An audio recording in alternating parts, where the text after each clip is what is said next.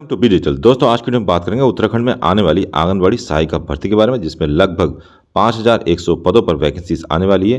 क्या क्या आवश्यक योग्यता है एवं क्या चयन प्रक्रिया रहने वाली है, इसकी कंप्लीट जानकारी आपको इस वीडियो में देने का प्रयास करेंगे।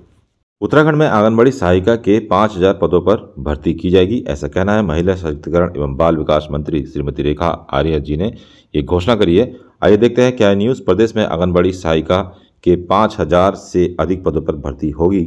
महिला शक्तिकरण एवं बाल विकास विभाग मंत्री श्रीमती रेखा आर्य जी ने 5115 मिनी आंगनबाड़ी कार्यकर्ताओं के आंगनबाड़ी कार्यकर्ता के पद पर समायोजित होने का समायोजन पत्र देते हुए इसकी घोषणा की है।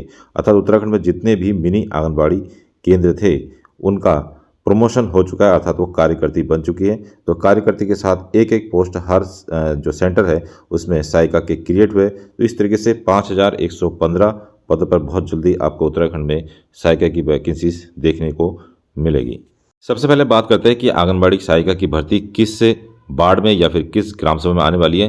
तो इसके लिए आपको अपने ग्राम सभा में या फिर अपने शहर के वार्ड में पता करना होगा कि किस मिनी आंगनबाड़ी केंद्र का जो है प्रमोशन हुआ है, अर्थात कौन सी ऐसी मिनी आंगनबाड़ी केंद्र है जो आंगनबाड़ी केंद्र में कन्वर्ट हो चुके हैं, अर्थात जहां पे मिनी आंगनबाड़ी काम कर रहे थे और उनका प्रमोशन कार्यकर्ती के रूप में हो चुका है। तो उन्हीं मिनी आंगनबाड़ी केंद्र जिनका अभी हाल ही में प्रमोशन हुआ है उन्हीं सेंटरों पर जो है सहायिका की भर्ती निकाली जाएगी। तो आपको सबसे पहले अपने गांव में या फिर शहर में रहते हैं तो अपने वार्ड में ये पता करना होगा कि कौन से मिनी आंगनबाड़ी कार्यकर्ता की प्रमोशन हुआ है। उससे आपको ये पता चल जाएगा कि उस पर्टिकुलर सेंटर में सहायिका की भर्ती आने वाली है। अब बात करते हैं शैक्षिक योग्यता की। तो सहायिका के लिए जो शैक्षिक योग्यता मांगा जाएगा वो उत्तराखंड सरकार द्वारा मान्यता प्राप्त बोर्ड से कम हाई स्कूल उत्तीर्ण होना चाहिए। इसके बाद यदि आपके हाई स्कूल से अधिक आपके पास क्वालिफिकेशन है तो आपको इसका फ़ायदा मिलेगा। आयु की बात करें तो न्यूनतम आयु जो है 20 से लेकर 40 वर्ष तक के जो अभ्यर्थी है उसमें आवेदन कर पाएंगे।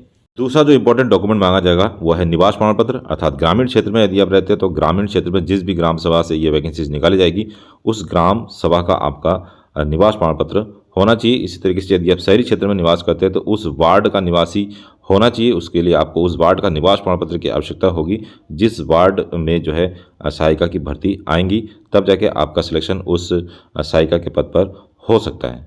अब बात करते हैं कि भर्ती किस तरीके से होगी। तो भर्ती जो होगी मेरिट सूची के आधार पर होगी, अर्थात कोई इंट्रेंस एग्जाम इसमें नहीं होगा। यदि बात करें सहायिका के लिए तो सहायिका के लिए न्यूनतम जो शैक्षिक योग्यता मांगा जाएगा वो हाई स्कूल है। यदि हाई स्कूल के साथ साथ आपने इंटर किया है या फिर स्नातक या पीजी किया है तो आपको इसका फ़ायदा मिलेगा। और उसका फ़ायदा इस तरीके से मिलेगा, जैसे आपने हाई स्कूल के बाद इंटर यदि आपने फर्स्ट डिवीज़न से पास किया है तो 5 नंबर आपको उसका मिलेगा। यदि ग्रेजुएशन आपने फर्स्ट क्लास है 60% से ऊपर है तो 5 नंबर उसके मिलेंगे। यदि पीजी आपके हैं तो 5 नंबर उसके मिलेंगे। यदि जो है इंटर या फिर ग्रेजुएशन या फिर पीजी आपने सेकंड डिवीज़न से पास आउट किया है तो आपको 4 नंबर मिलेंगे। उस तरीके से थर्ड डिवीज़न होने पर 3 नंबर मिलेंगे। तो इस तरीके से आप देख सकते हैं मेरिट सूची बनेगी और मेरिट सूची के आधार पर ही चयन किया जाएगा। इसके अलावा एक महत्वपूर्ण नियम इसमें बताया गया है कि यदि स्नातक एवं स्नातकोत्तर वाले जो पीजी वाले जो कैंडिडेट होंगे उनको अंक पत्र के साथ साथ उपाधि की ज़रूरत भी पड़ सकती है। तो यदि आपने डिग्री अभी तक नहीं मंगाया है, आपने बीए या फिर एमए किया है किसी भी यूनिवर्सिटी से, तो आप अपनी डिग्री भी मंगा के रख लीजिएगा। हो सकता है डिग्री की ज़रूरत भी आपको पड़े।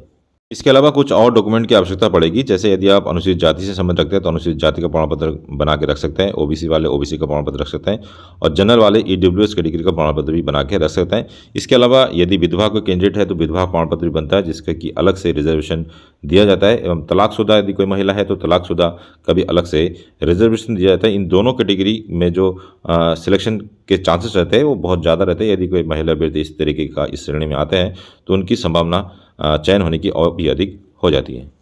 तो दोस्तों ये था आज का वीडियो। इस वीडियो के रिगार्डिंग कोई और जानकारी आपको चाहिए तो हमें कमेंट कर सकते हैं या फिर वीडियो के डिस्क्रिप्शन में आपको हमारा टेलीग्राम और व्हाट्सएप का संपर्क सूत्र मिल जाएगा, उसे भी ज्वाइन कर सकते हैं। मिलते हैं नेक्स्ट वीडियो में, तब तक के लिए अपना ध्यान रखिए। Bye bye. जय हिंद, जय उत्तराखंड।